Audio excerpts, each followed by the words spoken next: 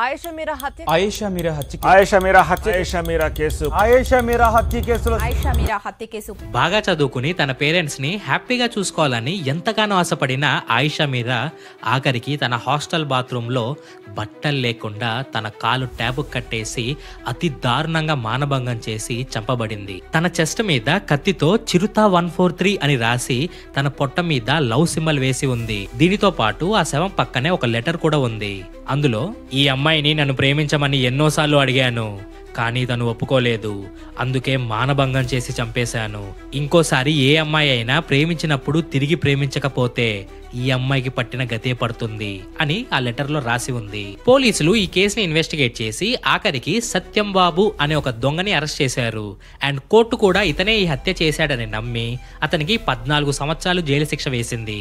కానీ 8 సంవత్సరాల తర్వాత హైకోర్టు సత్యం బాబు నిర్దోషి అని ప్రకటించి అతన్ని రిలీజ్ చేసింది. మరి సత్యం బాబు కాకపోతే ఆయిషాని చంపిందెవరు? ఆ లెటర్ రాసిందెవరు? ఆయిషా తల్లి మాత్రం తన కూతురి హత్య వెనక ఒక పొలిటికల్ పర్సన్ ఉన్నాడు అని గట్టిగా ఆరోపిస్తుంది. ఆ పొలిటికల్ పర్సన్ ఎవరు? 18 సంవత్సరాలుగా మిస్టరీగా మిగిలిపోయిన ఆయిషా హత్య కేసులో ఎన్నో రహస్యాలు ఇప్పటికి కూడా బయటికి రాలేదు. అసలు ఆ రోజు ఏం జరిగింది? ఆయిషాని ఎవరు చంపారు? హైకోర్టు సత్యం బాబుని ఎందుకు రిలీజ్ చేసింది? వీటన్నిటి గురించి తెలియాలంటే ఈ కేసుని డీప్ గా ఇన్వెస్టిగేట్ చేయాలి. ఇప్పుడు దాకా నన్ను సపోర్ట్ చేసిన మీ అందరికీ నేను రుణపడి ఉన్నాను. నా కాంటెంట్ నచ్చి నన్ను ఎంతమంది సబ్స్క్రైబ్ చేసుకుని సపోర్ట్ చేస్తున్నారు. దానికి కేవలం థ్యాంక్స్ చెప్తే సరిపోదు, మీ సపోర్ట్ ని నేను బాధ్యతగా ఫీల్ అవుతున్నా. ఏది ఏమైనా సరే రెగ్యులర్ గా కన్సిస్టెంట్ గా వీడియోస్ అప్లోడ్ చేస్తాను. మీరు నా మీద పెట్టుకున్న ఈ నమ్మకాన్ని వమ్ము చెయ్యను. కొత్తగా వచ్చిన వాళ్ళు మన ఛానల్ ని సబ్స్క్రైబ్ చేసుకోండి. సబ్స్క్రైబ్ అనేది మీకు చాలా చిన్న విషయమే, కానీ నాకు చాలా పెద్ద విషయం. సో తప్పకుండా సబ్స్క్రైబ్ చేసుకుంటారు అని కోరుకుంటున్నాను. దానితో పాటు బెల్ ఐకాన్ ఆల్లో పెట్టుకోండి. అప్పుడు నేను వీడియో పెట్టగానే మీకు వెంటనే నోటిఫికేషన్ వస్తుంది. వీడియో కంటిన్యూ చేసే ముందు లైక్ అండ్ షేర్ తప్పకుండా చేయండి. అండ్ మర్చిపోకండి, ఫస్ట్ కామెంట్ చేసిన 100 మందికి నేను తప్పకుండా రిప్లై ఇస్తాను. సో మీ ఒపీనియన్స్ ని సజెషన్స్ ని తప్పకుండా కామెంట్ లో చెప్పండి. ఇంకా లేట్ చేయకుండా మన వీడియోని కంటిన్యూ చేద్దాం. Welcome to the show. My name is Chandu Kodali and you're watching The case of Aisha Meera and Satyam Babu. December 26th, 2007 Vijayawada Sri Durga ladies hostel. ఇది ఒక ప్రైవేట్ హాస్టల్. యాక్చువల్గా ఇది హాస్టలే కాదు, ఒక అపార్ట్మెంట్ని హాస్టల్గా మార్చి అందులో బిజినెస్ చేస్తున్నారు. ఈ హాస్టల్ చుట్టుపక్కల చాలా కాలేజెస్ ఉన్నాయి. ఎక్కడెక్కడి నుంచో చదువుకోవడానికి వచ్చిన ఆడపిల్లలు ఈ హాస్టల్లో ఉంటున్నారు. యాక్చువల్గా ఇది ఒక 2 floors అపార్ట్మెంట్ అండ్ ఒక్కొక్క ఫ్లోర్లో 2 ఫ్లాట్స్ ఉంటాయి. ఒక్కొక్క ఫ్లాట్లో 2 బెడ్రూమ్స్, ఒక కిచెన్ అండ్ ఒక హాల్ ఉంటుంది. అండ్ ప్రతి ఫ్లోర్లో వాష్రూమ్స్ కారిడార్ లాస్ట్లో ఒక మూలన ఉంటాయి. ఆయిషా మీరా అనే ఒక 17 ఏళ్ల అమ్మాయి పక్కనే ఉన్న నిమ్రా కాలేజ్లో బీఫార్మసీ ఫస్ట్ ఇయర్ చదువుతుంది. తను ఇదే హాస్టల్లో 2nd floor లో ఉంటుంది. సో డైలీ కాలేజ్కి వెళ్ళి ఈవినింగ్ హాస్టల్కి వచ్చేస్తుంది. అది క్రిస్మస్ టైం కాబట్టి చాలా మంది హాలిడేస్ వల్ల ఇంటికి వెళ్ళిపోయారు. అండ్ ఆ రోజు హాస్టల్లో చాలా తక్కువ మందే ఉన్నారు. ఆ రోజు మార్నింగ్ 5 o'clock కి కిచెన్ లో పడుకున్న 2 అమ్మాయిల్లో ఒక అమ్మాయి వాష్రూమ్ కోసం లెగిసింది. తను వాష్రూమ్ కి వెళ్ళాలి అంటే హాల్లో నుంచి నడుచుకుంటూ కారిడార్ లోకి వెళ్ళాలి. తను లెగిచి అలా నడుచుకుంటూ వెళ్తుండగా తన కాలికి ఏదో తడి తగులుతా ఉంది. ప్లస్ చాలా వస్తువులు తన కాలికి అడ్డు తగులుతా ఉన్నాయి. ఏంటబ్బా అని లైట్ ఆన్ చేసి చూస్తే తన కాలుకి రక్తం అంటుకుని ఉంది. అండ్ చాలా వస్తువులు కింద ఇష్టం వచ్చినట్టు పడేసి ఉన్నాయి. అండ్ అప్పుడు దాకా హాల్లో పడుకున్న ఆయిషా మీరా అక్కడ లేదు. దొంగలు ఏమైనా పడుంటారని అమ్మాయి గట్టిగా అరిచింది. దాంతో వార్డెను అండ్ మిగిలిన అమ్మాయిలు కూడా లేచారు. ఆ హాల్లో ఉన్న రక్తపు మరకలు కారిడార్ వైపు వెళ్తున్నాయి. మిగిలిన అమ్మాయిలు అండ్ వార్డెను ఆ రక్తపు మరకలు ఫాలో అవుతూ వెళ్తున్నారు. ఆ రక్తపు మరకలు కారిడార్ లో ఉన్న బాత్రూమ్ లోకి వెళ్లి ఆగిపోయాయి. అండ్ బాత్రూమ్ డోరు లాక్ చేసి ఉంది. వార్డెన్ కొంచెం ధైర్యం తెచ్చుకుని ఆ బాత్రూమ్ డోరు ఓపెన్ చేసి చూసింది. అందులో ఆయిషా మీరా బట్టలు లేకుండా తల నుంచి నోటి నుంచి రక్తం కారుతూ కింద పడిపోయి చనిపోయి ఉంది. ఒక కాల్ని ట్యాప్ కట్టేసి ఉంది. తన చెస్ట్ మీద చిరుతా 143 అని కత్తితో రాసి పొట్ట మీద లవ్ సింబల్ వేసి ఉంది. అండ్ తన పక్కనే ఒక లెటర్ కూడా ఉంది. వార్డెన్ ఆ లెటర్ ఓపెన్ చేసి చూస్తే, ఈ అమ్మాయిని నేను ప్రేమించమని చాలాసార్లు బ్రతిమలాడాను, కానీ తిను ఒప్పుకోలేదు, అందుకే ఈ రోజు మానభంగం చేసి చంపేశాను. ఏ అమ్మాయి అయినా సరే ప్రేమించమన్నప్పుడు ప్రేమించకపోతే ఈ అమ్మాయికి పట్టిన గతే పడుతుంది అని రాసి ఉంది. ఇది చూసిన అమ్మాయిలు భయపడిపోయి అరవటం ఏడటం మొదలు పెట్టారు. అండ్ వార్డెన్ పోలీస్ పోలీసులకు కాల్ చేసింది. పోలీసులు వెంటనే వచ్చి ఆ లొకేషన్ మొత్తాన్ని సీజ్ చేశారు. వాళ్ళు ఏ చిన్న క్లూను కూడా వదలట్లేదు. Even hair particles, finger prints, foot prints, తన బాడీలో ఉన్న సెమెన్, తన గోర్లో ఉన్న DNA, ఇలా ఏ చిన్న క్లూను కూడా వదలకుండా అన్నిటినీ కలెక్ట్ చేస్తున్నారు. విజయవాడ నడిబొడ్డున ఒక అమ్మాయిని అంత దారుణంగా చంపారన్న విషయం అప్పట్లో ఒక సెన్సేషన్ గా మారిపోయింది.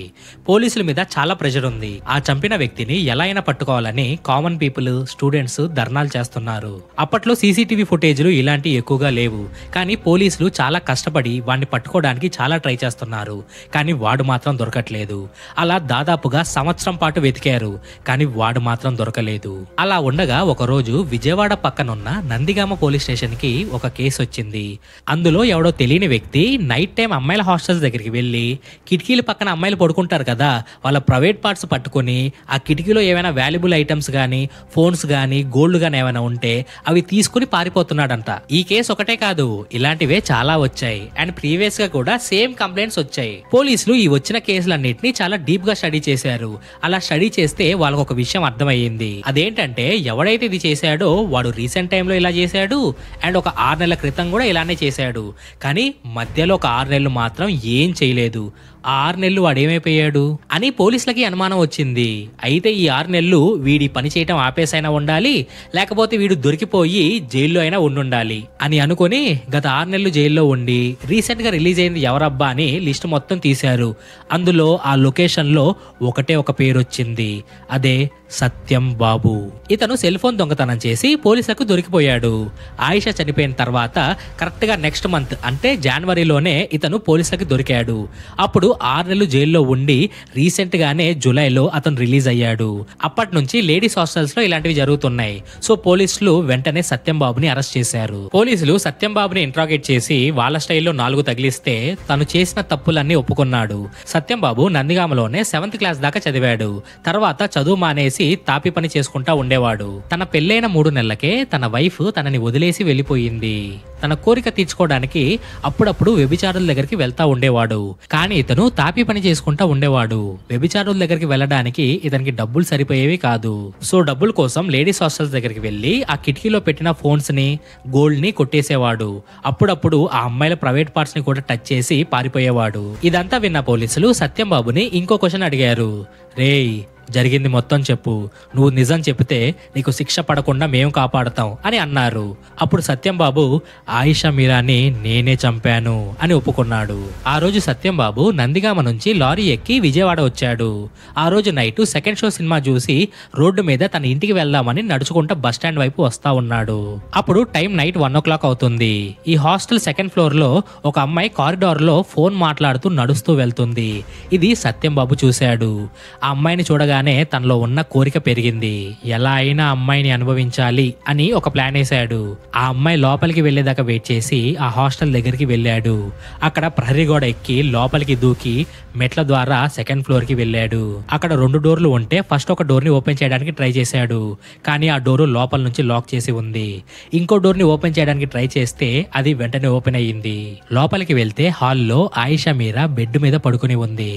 ఆవిడ్ని చూసి తన ఒంటిలో కోరిక పుట్టింది. తనని ఎలా అయినా అనుభవించాలనుకున్నాడు. కానీ తనని ఏమైనా చేస్తే తను లెగిచి అరుస్తుందేమో అని భయపడ్డాడు. ప్లస్ పక్కనే కిచెన్ లో 2 అమ్మాయిలు పడుకుని ఉన్నారు. వీళ్ళందరూ లెగిస్తే నాకు ప్రాబ్లం అవుతుందని ఆలోచించాడు. బయటికి వెళ్లి రోకలి బండ తీసుకొచ్చి పడుకుని ఉన్న ఆయిషా తలపైన గట్టిగా కొట్టాడు. తను చిన్న శబ్దం చేసి కదలకుండా ఆగిపోయింది. తర్వాత తన శరీరాన్ని కారిడార్ లో ఉన్న బాత్రూమ్ లోకి లాక్కెళ్ళాడు. అక్కడ ఆ అమ్మాయి బట్టలు మొత్తం తీసేసి తన కాలు పక్కనే ఉన్న ట్యాప్ కట్టేసి ఆవిడ్ని అతి దారుణంగా మానభంగం చేశాడు. ఆవిడ్ని మానభంగం చేసే టైంకి తను అప్పటికే చనిపోయి ఉంది. తన కోరిక తీర్చుకున్న తర్వాత ఇలానే వదిలేసి వెళ్ళిపోతే పోలీసులకు దొరికిపోతానేమో అని భయపడి ఒక ప్లాన్ వేశాడు. మళ్ళీ తిరిగి హాల్లోకి వెళ్లి అక్కడ బ్యాగులన్నీ వెతికి ఒక పెన్ను, ఒక పేపరు, ఒక కత్తి తీసుకుని మళ్ళీ ఆయిషా దగ్గరికి వచ్చాడు. అక్కడ తన ఒంటి మీద కత్తితో చిరుత 143 అని రాసి తన పొట్ట మీద లవ్ సింబల్ వేశాడు. ఇంకా ఆ లెటర్ రాసి తన చేతిలో పెట్టి ఎలా వచ్చాడో మళ్ళీ అలానే గోడ దూకి వెళ్ళిపోయాడు. ఆయిషాని చంపిన తర్వాత దగ్గరలో ఉన్న టీ షాప్ కి వెళ్లి అక్కడే 11 దాకా టీ తాగుతూ టీవీ చూస్తూ కూర్చున్నాడు. తర్వాత లారీ ఎక్కి నందిగామ తిరిగి వెళ్లిపోయాడు. ఇదంతా విన్న పోలీసులు సత్యం బాబుని తీసుకెళ్లి సీన్ ని రీక్రియేట్ చేశారు. వాళ్ళ దగ్గర ఉన్న ఎవిడెన్స్ మొత్తం సత్యం బాబుకి లింక్ అవుతుంది. సో పోలీసులు ఈ ఎవిడెన్స్ మొత్తం కోర్టులో సబ్మిట్ చేశారు. కోర్టు కూడా ఈ హత్య సత్యం బాబే చేశాడని నమ్మి అతనికి 14 సంవత్సరాలు శిక్ష విధించింది. కానీ సత్యం బాబు మాత్రం నాకు ఈ కేసుకి ఎలాంటి సంబంధం లేదు, పోలీసులు నన్ను బెదిరించారు, నువ్వు గనక ఒప్పుకోకపోతే నిన్ను చంపేస్తాము, మీ అమ్మని మీ చెల్లిని కూడా చంపేస్తామని నన్ను బెదిరించారు, అందుకే నేను ఒప్పుకోవాల్సి వచ్చింది అని చాలా ఇంటర్వ్యూస్ లో చెప్పాడు. అండ్ సత్యం బాబు ఫ్యామిలీ కూడా దీని మీద హైకోర్టులో పిటిషన్ వేసింది. 8 సంవత్సరాల తర్వాత హైకోర్టు సత్యం బాబుకి ఈ కేసుకి ఎలాంటి సంబంధం లేదు అండ్ ఇతనే హత్య చేశాడు అనడానికి ఈ ఎవిడెన్స్ సరిపోదు అని కేసు డిక్లేర్ చేసింది. సో 8 సంవత్సరాలు జైల్లో ఉన్న తర్వాత సత్యం బాబు బయటికి వచ్చాడు. మరి సత్యం బాబు ఆయిషాని చంపకపోతే తనని ఎవరు చంపారు అన్న అనుమానం ప్రతి ఒక్కల్లో ఉంది. ఆయిషా తల్లి మాత్రం తన కూతుర్ని చంపింది సత్యం బాబు కాదు, వేరే మనిషి అని చాలా స్ట్రాంగ్ గా ఆరోపిస్తుంది. ఆ వేరే మనిషి ఎవరంటే కోనేరు సతీష్ కుమార్. ఇతను కోనేరు రంగయ్య మనవడు. కోనేరు రంగయ్య 2007లో Andhra Pradesh state minister. And Ayesha ఉన్న హాస్టల్ కోనేరు సతీష్ కుమార్ ఫ్రెండ్ది. అది పేరుకే లేడీస్ హాస్టల్, కానీ అందులో కోనేరు సతీష్ ఇంకా వాళ్ళ ఫ్రెండ్స్ రెగ్యులర్ గా వస్తా ఉండేవాళ్ళు. అండ్ ఆ హాస్టల్లో వాళ్ళు పార్టీస్ కూడా చేసుకుంటా ఉండేవాళ్ళు. ఆ హాస్టల్ వార్డెన్ ఆ హాస్టల్లో ఉన్న అమ్మాయిలతో వ్యభిచారం చేపించేది. ఇదంతా కోనేరు సతీష్ ఇంకా వాళ్ళ ఫ్రెండ్స్ సహాయంతోనే ఇవన్నీ చేసేది. అలా ఉండగా కోనేరు సతీష్ అండ్ వాళ్ళ ఫ్రెండ్స్ ముందు రోజు ఆ హాస్టల్ కి వచ్చారు. వాళ్ళు గ్రౌండ్ ఫ్లోర్ లో ఆ రోజు నైట్ అంతా పార్టీ చేసుకున్నారు. ఇదంతా చూసిన ఆయిషా, ఏంటి మన హాస్టల్ కి అబ్బాయిలు వస్తున్నారు, వాళ్ళు రాకూడదు కదా, ఇదంతా వార్డెన్ ఎలా అలౌ చేస్తుంది, నేను దీన్ని డెఫినెట్ గా కంప్లైంట్ చేస్తాను, నేను ఇక్కడ నుంచి వెళ్ళిపోతాను అని వాళ్ళ ఫ్రెండ్స్ కి చెప్పింది. ఇది విన్న అమ్మాయిలో కొంతమంది కోనేరు సతీష్ కి బాగా కావాల్సిన వాళ్ళు. సో కోనేరు సతీష్ కి జరిగింది మొత్తం చెప్పారు. నెక్స్ట్ డే అర్ధరాత్రి 2ంటికి కోనేరు సతీష్ అండ్ వాళ్ళ ఫ్రెండ్స్ ఫుల్ గా తాగేసి ఆయిషా రూమ్ కి వచ్చి తలుపు కొట్టారు. అక్కడ డోర్ తీసిన ఆయిషాని విపరీతంగా కొట్టి తన తలని కిటికీకి వేసి గట్టిగా కొట్టి తనని అక్కడికక్కడే చంపేశారు. మళ్ళీ వాళ్ళ మీద అనుమానం వచ్చిందన్న భయంతో తనని బాత్రూమ్ లోకి తీసుకెళ్లి వీళ్ళే లెటర్ రాసి తన కాలు అలా కట్టేసేసి వీళ్ళే ఒక సీన్ ని క్రియేట్ చేశారు. ఫస్ట్ లో ఈ కేసు ఎవరు పట్టించుకోరు అనుకున్నారు, కానీ మెల్లమెల్లగా ఇది ఒక పెద్ద సెన్సేషనల్ కేసు అవటం వల్ల వీళ్ళ పేర్లు కూడా బయటికి వచ్చాయి. ఇదంతా ఆయిషా తల్లి ఆరోపిస్తుంది, కానీ పోలీసులు ఇంకో వర్షన్ చెప్తున్నారు. ఆ క్రైమ్ జరిగిన రోజు కోనేరు సతీష్ అసలు విజయవాడలోనే లేడు. అతను ముందు రోజే కింగ్ ఫిషర్ ఫ్లైట్ ద్వారా హైదరాబాద్ వెళ్ళిపోయాడు. అండ్ క్రైమ్ జరిగిన నైట్ కి అతను విజయవాడ మళ్ళీ తిరిగి వచ్చాడు. ఇలా వెళ్ళినందుకు అతని దగ్గర ఫ్లైట్ టికెట్స్ కూడా ఉన్నాయి. సత్యం బాబుని రిలీజ్ చేసిన తర్వాత కోర్టు ఈ కేసుని సిబిఐకి అప్పగించింది. సిబిఐ ఈ కేసుని మళ్ళీ స్టార్టింగ్ నుంచి ఇన్వెస్టిగేట్ చేయడం స్టార్ట్ చేసింది. దానికోసం 12 సంవత్సరాల క్రితం పూడ్చిపెట్టిన ఆయిషా బాడీని మళ్ళీ తవ్వి తీసి దానికి రీపోస్ట్ మార్టం చేపించారు. ఆయిషా శరీరంలో మిగిలిపోయిన కొన్ని ఎముకలని ఫర్దర్ ఇన్వెస్టిగేషన్ కోసం సిబిఐ వాళ్ళు వాళ్ళ దగ్గరే ఉంచుకున్నారు. కోర్టు ఈ కేసుని సిబిఐకి అప్పగించి 5 సంవత్సరాలు అయ్యింది. అండ్ ఈ కేసు 2007లో జరిగింది. 18 సంవత్సరాలుగా ఆయిషా మీరాకి ఇంకా న్యాయం జరగలేదు. పోలీసులేమో సత్యం బాబే ఆయిషాని చంపాడు అని అంటున్నారు, కానీ కోర్టు ఏమో సత్యం బాబుకి ఈ కేసుకి ఎలాంటి సంబంధం లేదు అంటుంది. ఆయిషా వాళ్ళ అమ్మగారేమో నా కూతుర్ని చంపింది కోనేరు సతీషే అని అంటుంది. కోనేరు సతీష్ ఏమో ఆ కేసుకి నాకు ఎలాంటి సంబంధం లేదు, కేవలం ఆ హాస్టల్లో నా ఫ్రెండ్ది అంతేగాని ఆ కేసుకి నాకు సంబంధం లేదు, నేను ఎలాంటి తప్పు చేయలేదు, ఏ ఇన్వెస్టిగేషన్ కైనా నేను 100% సహకరిస్తాను అని అంటున్నాడు. ఇలా 18 సంవత్సరాలుగా ఈ కేసు ఒక మిస్టరీ లాగానే మిగిలిపోయింది. ఇప్పటిదాకా ఆయిషాని చంపిందెవరో తెలీదు. కనీసం ఫ్యూచర్ లో అయినా నిజం బయటపడి ఆయిషాకి వాళ్ళ ఫ్యామిలీకి న్యాయం జరగాలని కోరుకుంటున్నా. That's all for today. మీకు ఈ వీడియో నచ్చుంటే వీడియోని లైక్ చేయండి, షేర్ చేయండి. అండ్ నా ఫర్దర్ వీడియోస్ మిస్ కాకుండా ఉండాలంటే మన ఛానల్ని సబ్స్క్రైబ్ చేసుకోండి. అండ్ వెళ్లే ముందు నేను ప్రీవియస్గా చేసిన కొన్ని వీడియోస్ని ఇక్కడ డిస్ప్లే చేస్తున్నాను. ఒకవేళ మీకు ఇంట్రెస్ట్ ఉంటే వాటిని క్లిక్ చేసి చూడండి. Thank you.